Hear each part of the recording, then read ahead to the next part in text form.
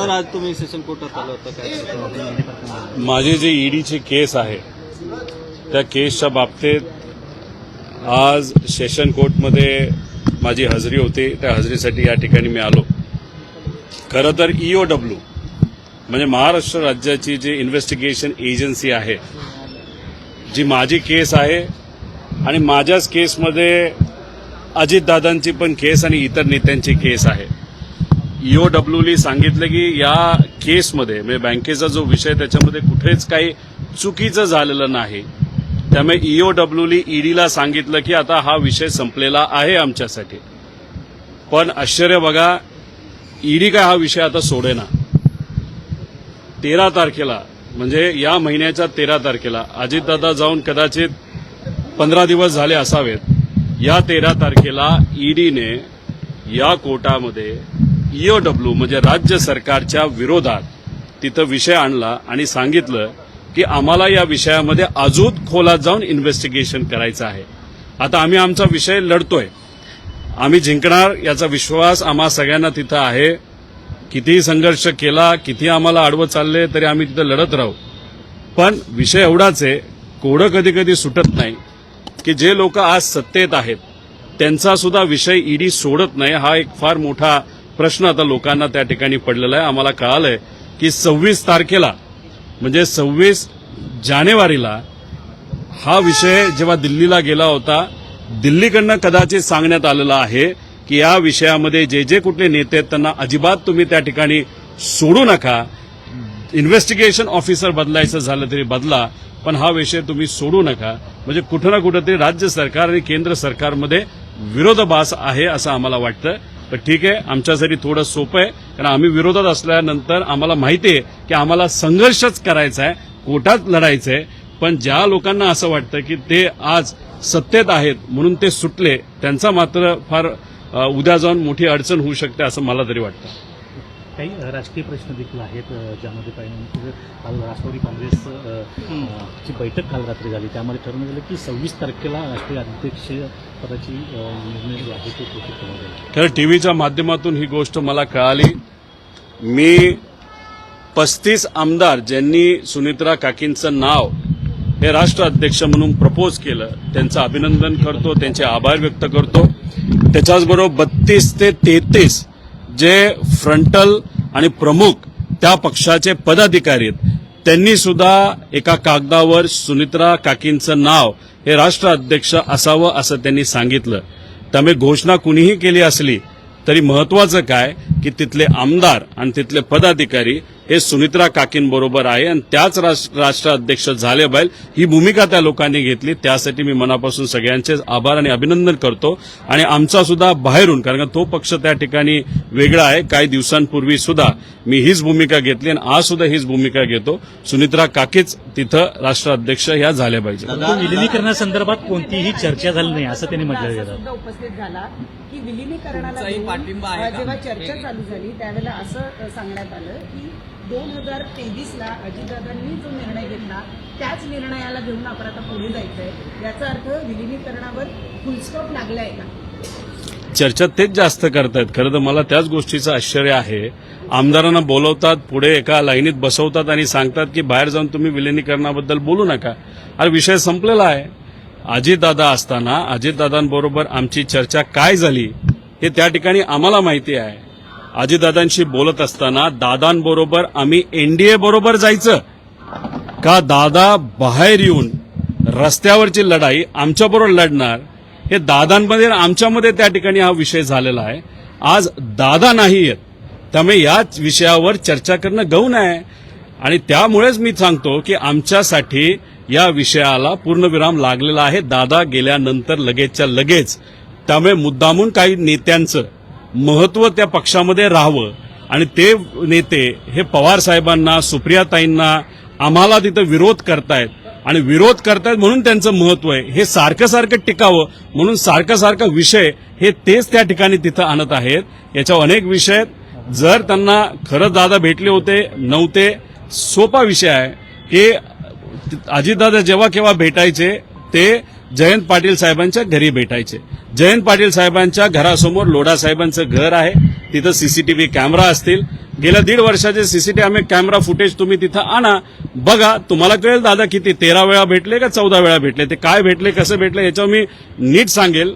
पण विषय एवढाच आहे की आज ऍक्सिडेंट झाला कसा, ब्लॅक बॉक्स जळला आणि तो आता भारताच्या बाहेर पाठवला जातोय, हे जे काही विषय आहेत ते आमच्यासाठी महत्वाचे आहेत. त्यामुळे अनेक लोक म्हणतायत की विलिनीकरणाबद्दल तुम्ही प्रेस कॉन्फरन्स घेणार होतो, त्याचं काय झालं. आमच्यासाठी विलिनीकरण आणि राजकारण हे दुय्यम आहे. आज कशाची कुठल्या गोष्टीचं महत्व आहे हे दादांच्या बाबतीत प्रॉपर इन्व्हेस्टिगेशन होणं हे आमच्यासाठी महत्वाचं आहे. त्याच्यामुळेच आम्ही फक्त त्या विषयावर फोकस करून आहोत. कुठली माहिती आपल्याकडे आली आहे? नेमकी तुमच्यासोबत काय नेमकी चर्चा झाली होती? कारण जर अजित पवारांची महाविकास आघाडी इच्छा असेल तर प्रामुख्यानं सध्या जे विरोध करतायत त्यांचं असं म्हणणं आहे की आम्ही एनडीए सोबत होतो, अजित पवारांचं हे म्हणणं होतं. हे सत्य तर तुम्ही कसं करणार? मी हेच तुम्हाला सांगतोय की आता विषय कुठला महत्वाचा आहे तर ऍक्सिडेंटचा महत्वाचा आहे. आज आम्ही विलिनीकरणावर चर्चा करू शकतो, आम्ही बैठका घेऊ शकतो, आम्ही तिथं प्रेस कॉन्फरन्स घेऊन तुमच्या सर्वांसमोर आणू शकतो. आमच्याकडे सगळे पुरावेत, आमच्याकडे अख्खा फोन भरून त्याच्यात मेसेजेस व्हिडिओ पासून पार त्याच्यामध्ये फोनवर काय बोलणं झालं हे सगळे गोष्टी आहेत. पण आम्ही त्याच्यावर त्या ठिकाणी आता तरी काय बोलणार नाही. उद्याच्या दिवशी ब्लॅक बॉक्स त्याच्याच बरोबर इतर विषय हे 10:30 वाजता उद्या सकाळी एक डिटेलमध्ये प्रेस कॉन्फरन्स घेणं खरं तर आज घ्यायची होती. पण आज आपल्या या राज्यामध्ये परदेशातले एक फार मोठे नेते इथं आलेले आहेत. देशातले नेते म्हणजे आपले पंतप्रधान साहेब आज महाराष्ट्रामध्ये आहे.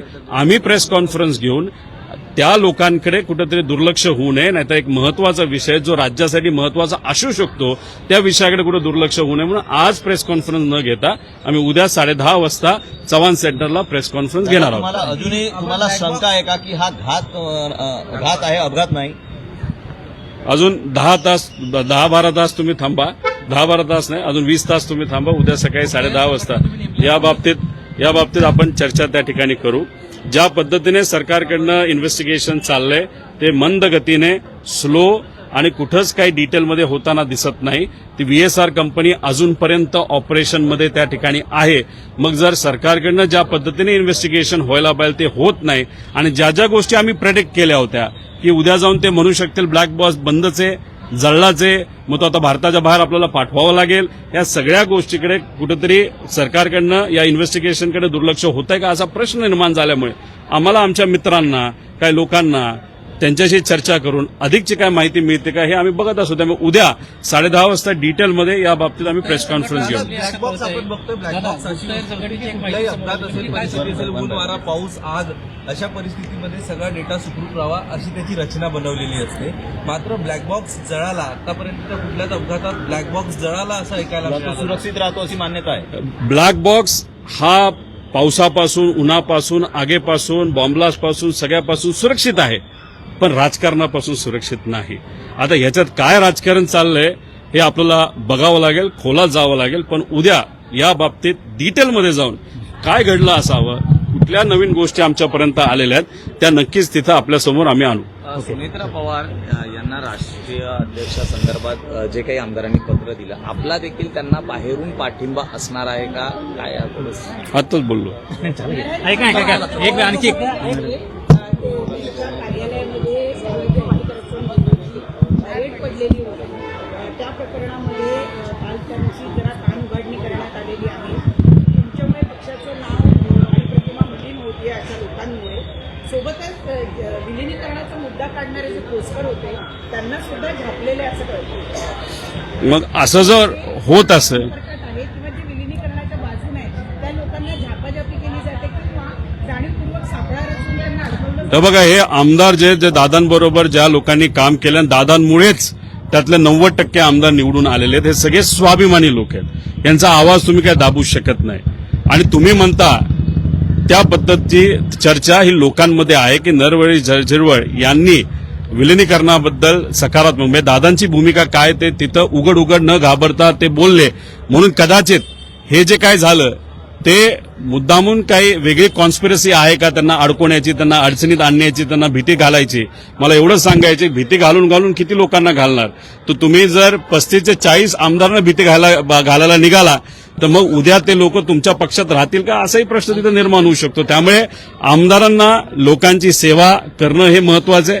अपेक्षा एवढीच आहे, त्यांचे आमदार हे दादांबरोबर राहिलेले, दादा ज्या पद्धतीने मोठ्या प्रमाणात निधी या आमदारांना बजेटच्या काळामध्ये देत होते तसाच निधी या बजेटमध्ये त्या आमदारांना मिळावा. त्याच्याचबरोबर या सर्व पक्षांकडनं, मोठ्या नेत्यांकडनं ज्या लोकांकडे आम्ही पोहोचू शकत नाही, भेटू शकत नाही, आम्हाला वेळ मिळत नाही, त्यांना भेटून हे इन्व्हेस्टिगेशन दादांच्या बाबतीतलं योग्य पद्धतीने त्या ठिकाणी व्हावं असं सुद्धा त्या ठिकाणी आम्ही सांगतो. त्याच्याचबरोबर उद्या परवा जेव्हा केव्हा आम्हाला मुख्यमंत्री साहेब, उपमुख्यमंत्री साहेब वेळ देतील तेव्हा पुण्याचा जो रिंग रोड आहे त्या रिंग रोडला हे अजितदादांचं नाव त्या ठिकाणी दिलं गेलं पाहिजे अशी मागणी आम्ही करणार आहोत. देवगिरी या बंगल्याच्या इथं दादांचं एक स्मारक त्या ठिकाणी व्हावं. 40 वर्ष राजकीय अनुभव त्या व्यक्तीचा होता, अतिशय मोठा नेता आपण गमावलेला आहे. त्याच्याचबरोबर माळी परिवार म्हणजे त्या विमानात जे अटेंडंट होते त्यांच्या परिवाराला आम्ही कॉन्ट्रॅक्टवर एक नोकरी त्या ठिकाणी देऊ शकलेलो आहे, पण एक चांगली नोकरी, परमनंट नोकरी त्या मुलाला, भावाला तिथं देता येईल का एक बघावं. जाधव परिवार म्हणजे जे प्रायव्हेट सिक्युरिटी होते त्यांच्या मुलामुलींचं शिक्षणाची जबाबदारी आम्ही घेतली, पण त्यांच्या ज्या मिसेस आहेत त्या ठाण्यामध्ये महानगरपालिकेमध्ये कॉन्ट्रॅक्टवर काम करतात. एकनाथ शिंदे साहेबांना मी विनंती करतो आपल्या माध्यमातून आम्ही भेटू, पण त्यांना परमनंट त्या ठिकाणी करावं. आणि पाठक ह्या ज्या को पायलट होत्या त्यांच्या परिवाराची एक व्यक्तिगत इच्छा आहे जी मी या टीव्हीवर मीडिया समोर तिथं बोलू शकत नाही, ती सरकारकडनं, ते सुद्धा दिल्लीच्या सरकारकडनं होऊ शकते. ती इच्छा त्यांची समजून घ्यावी, कुणीतरी त्यांना भेटावं, काय विषय, काय गोष्टी त्या समजून घेऊन या मात्र त्या ठिकाणी मार्गी लावाव्यात असं या ठिकाणी आम्ही मागणी करतो. मुंडवा जमीन गैरव्यवहार प्रकरणाचा रिपोर्ट जो विकास खारगेंचा समोर आलेला आहे यामध्ये पवार यांना क्लीन चिट दिली गेलेली आहे, काय वाटतं? नाही, काय वाटणार, काय केलंच नसेल तर क्लीन चिट त्यामुळेच दिली असेल म्हणून दादा स्पष्टपणे त्यावेळेस त्या ठिकाणी ते भूमिका देत होते. त्यामुळे मग ज्या लोकांनी आणि काही समाज सुधारकांनी जी पार्थवर टीका केली की अरे त्यांनी हे केलं ते केलं, मग अशा लोकांनी उद्या जाऊन मग पारची माफी मागायची का असाही प्रश्न त्या ठिकाणी निर्माण होऊ शकतो. अल्पसंख्याक खात्यातलं एक ट्विट काल तुम्ही केलं होतं. 75 जागांसंदर्भामध्ये तो विषय होता. पहिली जागी साधारणपणे 15 ते 20 लाख रुपये रेट होता. दादा आम्हाला जे कळालेलं आहे 20 ते 25 लाखाचा रेट त्या ठिकाणी होता. दादांनी त्या फाईलचा विरोध केला असं आम्हाला कळतंय. कोकाटे जे मंत्री होते आधी त्यांनी सुद्धा त्या बाबतीत विरोध केला होता असं आम्हाला कुठेतरी त्या ठिकाणी कळतंय. मग विरोध असताना दादांचा अंतविधी तिथं सुरू असताना जर इथं फायली पास होत असतील, नाहीतर ऍक्सिडेंट झालेल्या दिवशी दुपारच्या वेळेस जेव्हा दादांचं जे शव होतं ते हॉस्पिटलमध्ये त्या ठिकाणी ठेवण्यात आलं होतं, इथे बसलेले सगळे जे अधिकारी आहेत ते मात्र सह्या काढण्यात आणि सर्टिफिकेट काढण्यामध्ये मग्न होते. म्हणजे माणुसकी कुठेतरी संपलेली आहे का असं कुठेतरी आपल्याला म्हणावं लागेल. तुम्ही स्थगिती दिली असली, एन्क्वायरी लावली असती तरी आमचं मत आहे की हे जे कोणी जबाबदार आहेत पुढच्या 10 दिवसामध्ये हे जे काही एन्क्वायरी ते व्हावी, कारण का राज्य सरकारमध्ये एन्क्वायऱ्या लागतात, बऱ्याच लागतात, पण कधी कन्क्लुजनला त्या ठिकाणी जात नाही. 10 दिवसात निकाल द्या, अधिवेशनाच्या आधी या व्यक्तीला आम्ही बरखास्त केलं असा एक मोठा संदेश या महाराष्ट्रामध्ये द्यावा असं या सरकारला विनंती करतो. मुंबईमधल्या मेट्रो पूल जो अपघात घडलेला आहे त्यामध्ये अमित ठाकरे यांनी एक पोस्ट लिहिलेली आहे ज्यामध्ये माणुसकीला शून्य किंमत असल्याचं म्हटलेलं आहे.